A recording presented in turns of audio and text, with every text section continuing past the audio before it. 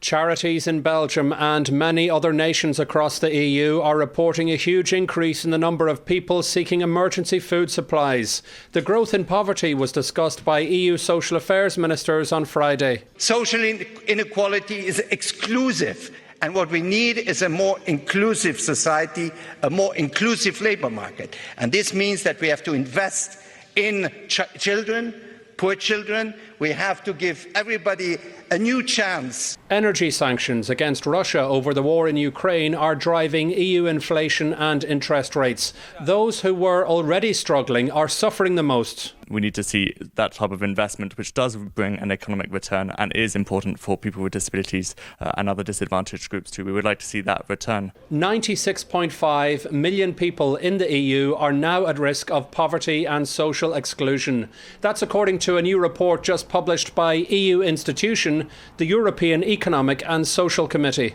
The EESC study reflects on record high prices in the EU for goods and services.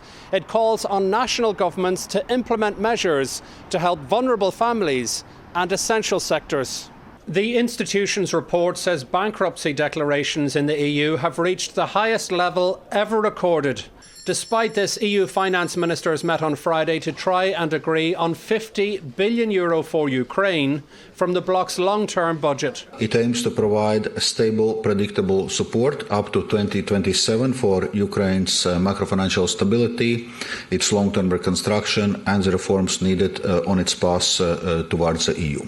Hungary wants peace talks and remains determined to block the money. The country's Prime Minister Viktor Orban has said, quote, "One thing is clear, we will not give more money to Ukraine until they say where the previous almost €70 billion went." Jerome Hughes, Press TV, Brussels.